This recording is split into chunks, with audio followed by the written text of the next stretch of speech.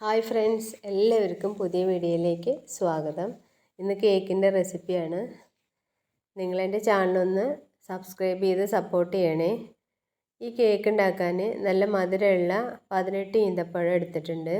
കുരു കളഞ്ഞ് അതിലേക്ക് അര കപ്പ് പാലൊഴിച്ച് മിക്സിയുടെ ജാറിൽ അരച്ചെടുക്കാം.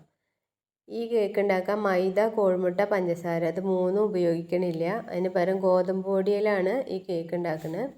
ഇനി അരച്ചെടുത്തതിലേക്ക് 1 കപ്പ് പാല്, അര കപ്പ് സൺഫ്ലവർ ഓയിൽ ഇത്രയും ചേർത്ത് നല്ലപോലെ ബീറ്റ് ചെയ്യാം. ഈ കേക്കിന് ഈന്തപ്പഴത്തിൻ്റെ മധുരം മാത്രമേ ഉണ്ടാവുള്ളൂ. വേറെ എക്സ്ട്രാ പഞ്ചസാരയൊന്നും നമ്മൾ ഈ കേക്കിന് ചേർക്കണില്ല.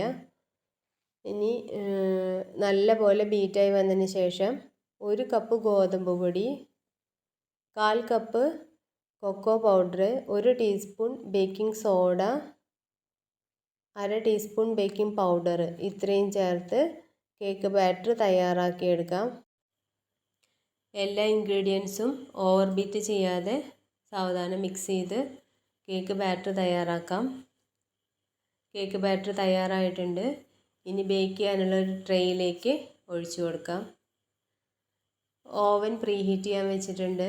ഈ കേക്ക് ബേക്ക് ചെയ്തെടുത്തത് 170 ഡിഗ്രിയിൽ 15 മിനിറ്റാണ്. നമ്മുടെ അടുത്തുള്ള ഓവൻ അനുസരിച്ച് ബേക്കിംഗ് ടൈം വ്യത്യാസമായിരിക്കും. ഇനി എന്തെങ്കിലും നട്ട്സ് ഉപയോഗിച്ച് ഇതൊന്ന് ഡെക്കറേറ്റ് ചെയ്യാം. അങ്ങനെ ചെയ്തില്ലെങ്കിലും കുഴപ്പമൊന്നുമില്ല. ഇനി ബേക്ക് ചെയ്യാൻ വയ്ക്കാം. കേക്ക് പെർഫെക്റ്റായിട്ട് വന്നിട്ടുണ്ട്.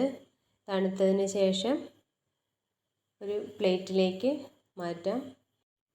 ചോക്ലേറ്റ് സിറപ്പ് ഉപയോഗിച്ച് സെർവ് ചെയ്യാവുന്നതാണ്. വീഡിയോ ഇഷ്ടപ്പെട്ടാൽ ലൈക്ക് ചെയ്യണേ. Thanks for watching.